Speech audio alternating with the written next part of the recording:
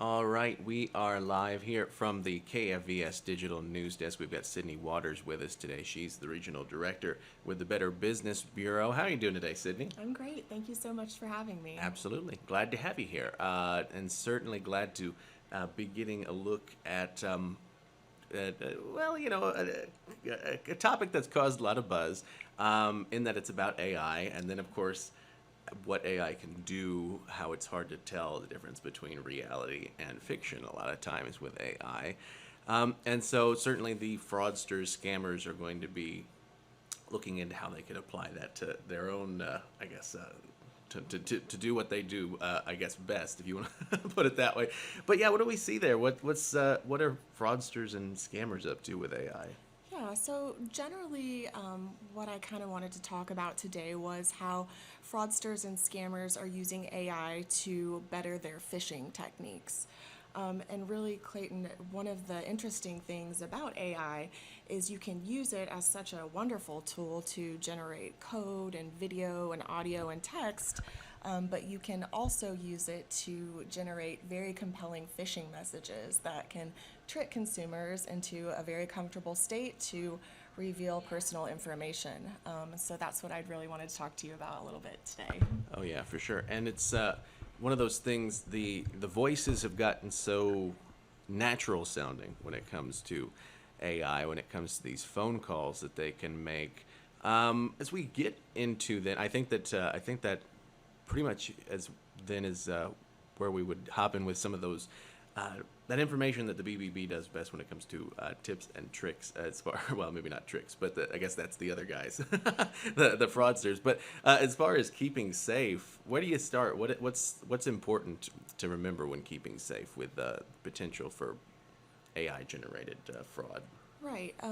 AI generated fraud, luckily, a lot of the old techniques that you might be familiar with are the same ones that you'll put into place for AI generated fraud. So, for example, if you receive an unsolicited message right away, you need to look at that with a lot of skepticism. Sure.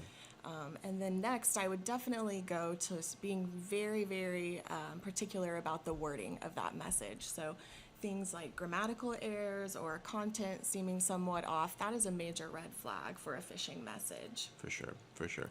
And I know as well that we were discussing beforehand a little bit was just how little of a person's voice they need in order to clone it, in order to replicate it. Something around 3 seconds, right? That's the number. Yes.